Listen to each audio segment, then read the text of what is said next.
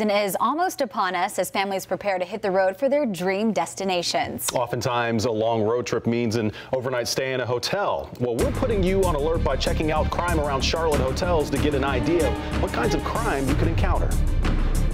We don't stop after dark anymore. An incident a few years ago changed the way Audrey and Larry Burke travel. Looked like we could have got robbed. Two men in a car followed them into a hotel parking lot and began screaming at them to give them money. Burke drove closer to the front door and the men took off.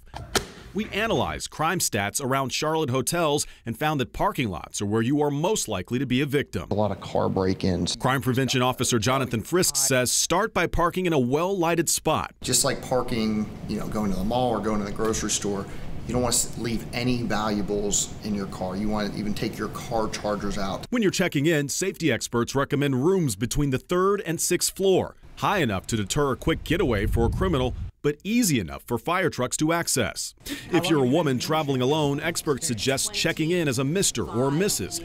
I ask Officer Frisk the proper way you should check your room. When you walk in here, obviously you want to look immediately to your right.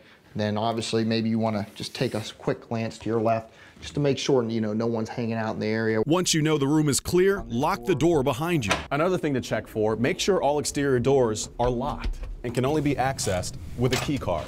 Hotel insiders tell us to ask if the hotel is staffed with security 24 hours a day. Check to see if it has a secure elevator access.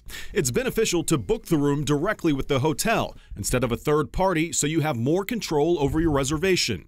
You typically get better deals when booking midweek. Just open that up and, look out the peephole. Also, never open your door to anyone you don't know, whether it's an outside door or the door to your room. It doesn't hurt to not open the door and simply call the front desk and say, hey, look, there's somebody at my door I'm not really expecting.